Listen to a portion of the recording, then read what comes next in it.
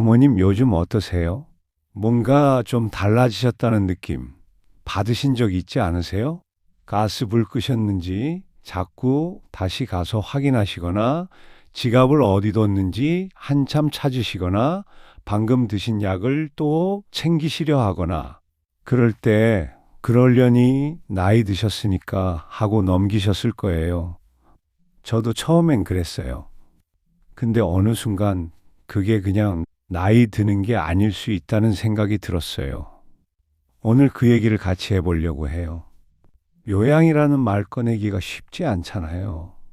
부모님 앞에서는 더 그렇고, 가족끼리도 서로 눈치 보고, 근데 미리 알아두면 달라져요.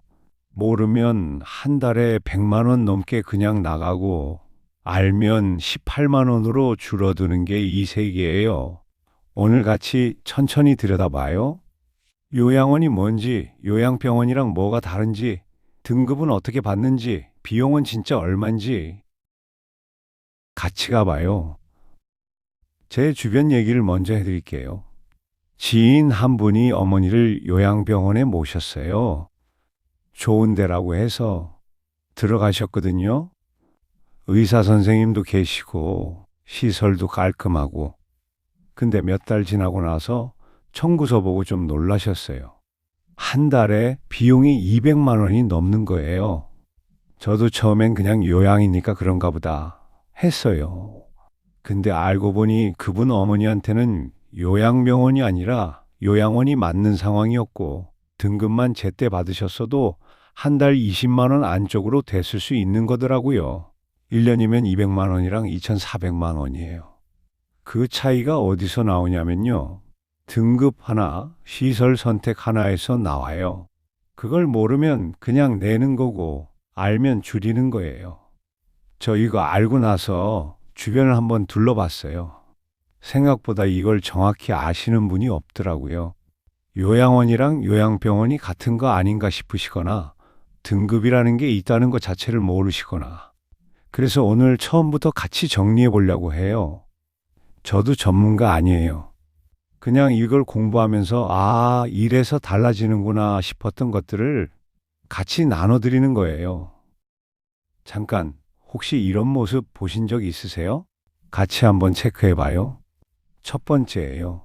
가스 불 끄셨는지 자꾸 다시 가서 확인하시나요? 지갑이나 열쇠를 냉장고나 엉뚱한 곳에 두셨나요?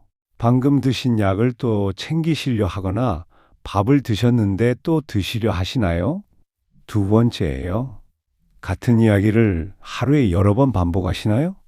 손주 이름을 가끔 헷갈리시거나 며칠 전 있었던 일이 기억 안 나신다고 하시나요? 세 번째예요.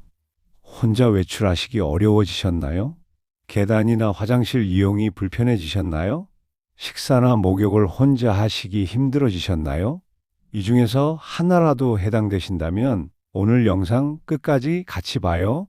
지금 당장 어딘가로 모셔야 한다는 얘기가 아니에요.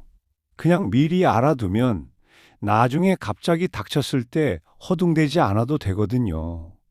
저도 그때 미리 알았으면 좋았겠다 싶었거든요. 동네에 요양 간판이 부쩍 늘어난 거 보셨죠? 요양원, 요양병원, 실버타운, 주간보호. 이게 다 다른 거예요. 어디가 어떻게 다른지 같이 봐요. 그럼 어디로 모셔야 할지 같이 봐요. 이걸 쉽게 이해하는 방법이 있어요. 시장 가시면 봉지가 여러 종류잖아요. 약국 봉지, 시장 봉지, 돈 봉투, 손주 유치원 가방. 겉은 비슷해 보여도 안에 든 게 완전히 달라요. 시설도 딱 그렇게 네 종류예요. 같이 하나씩 봐요. 첫 번째 요양원이에요. 장기 요양보험으로 가시는 곳이에요. 24시간 식사부터 목욕, 일상 돌봄을 도와드리는 곳이에요. 의사 선생님은 상주 안 하시고 가끔 오세요. 1등급, 2등급 받으신 분이 주로 가시는 곳이에요. 한 달 비용은 본인 부담에 식비 합쳐서 100만 원 안팎이에요. 2019년부터 신고제가 허가제로 바뀌어서 이젠 아무나 못 차려요. 그래서 예전보다 많이 체계화됐어요. 두 번째, 요양병원이에요. 건강보험으로 가시는 곳이에요. 의사 선생님이 늘 계세요. 치료가 필요하신 분이 가시는 곳이에요. 등급 없어도 되는 게 장점이에요. 근데 여기서 함정이 있어요. 본인 부담 상한제는 적용되는데 비급여 간병비는 그 한도에 안 들어가거든요. 2024년 기준으로 비급여 간병비까지 합치면 보수적으로 잡아도 1년에 2,400만 원이 나올 수 있어요. 치료가 꼭 필요한 분이라면 맞는 선택이지만 그냥 돌봄이 필요한 분을 여기 모시면 비용이 훨씬 더 나오는 구조예요. 저 이 부분 처음 알았을 때 좀 놀랐어요. 같은 거라고 생각했던 게 이렇게 다른 거였어요. 세 번째, 실버타운이에요. 전부 잡이에요. 건강하신 어르신이 들어가시는 곳이에요. 등급 없어도 되는 대신 보증금 따로, 월세 따로 내셔요. 뒤에서 보증금 함정 얘기 따로 할게요. 이게 생각보다 무서운 부분이 있어요. 네 번째, 주간보호예요. 이게 제일 잘 모르시는 곳인데 제일 현실적인 선택일 수 있어요. 노인 유치원이에요. 손주 유치원 보내듯 아침에 모셔다 드리고 오후에 모시고 와요. 거기서 점심 드시고 친구분들 만나시고 인지활동하시고 며느님도 한숨 돌리시고요. 5등급 인지지원 등급 어르신도 다니실 수 있어요. 한 달 본인 부담이 18만 원이에요. 식비 합쳐도 30만 원 안쪽이에요.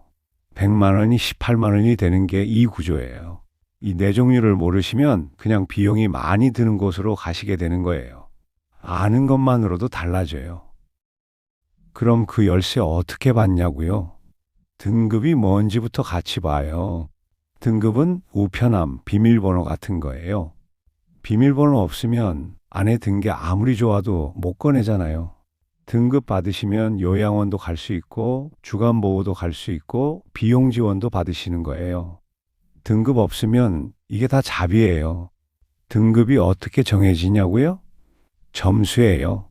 건강검진 받으시면 정상이다, 주의다, 위험이다 줄 세우잖아요. 등급도 똑같아요. 방문조사 나오신 분이 점수를 매겨요. 95점 넘으시면 1등급, 75점이면 2등급, 60점이면 3등급, 51점이면 4등급, 45점이면 5등급, 그리고 45점은 안 되시지만 치매 진단 받으시면 인지지원 등급이에요. 6단계예요. 어디 가서 신청하냐고요? 전화 한 통이면 돼요. 번호 하나만 외워두세요. 1577의 전번이에요. 국민건강보험공단 대표번호예요. 평일 아침 8시부터 저녁 7시까지 받아요. 장기 요양 신청하고 싶습니다. 한마디면 돼요. 거동이 불편하시면 전화가 제일 편해요. 가까운 주민센터 가셔도 도와줘요. 신청하면 어떻게 되냐고요? 신청서 내시면 일주일 안에 방문조사 오세요. 약국 처방전이랑 똑같아요. 의사 선생님이 어디가 어떻게 아프신지 보셔야 거기 맞는 약 나오듯이 방문조사 점수가 처방전이에요. 그날 평소 모습 그대로 보여드리시면 돼요. 아프지 않으신 척 하시면 점수가 안 나와서 등급이 안 나와요. 있는 그대로가 제일 정확해요. 방문조사 후 2주에서 4주 심의하면 결과 나와요. 법으로 정해져 있어서 한 달 안에는 나와요. 탈락하시면 어떡하냐고요? 이정숙 어르신 얘기 잠깐 해드릴게요.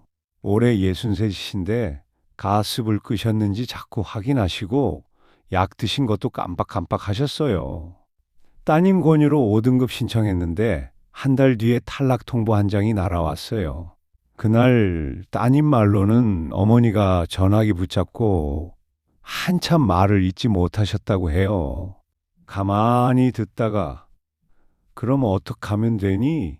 한마디 하시고 다시 말씀이 없으셨다고요.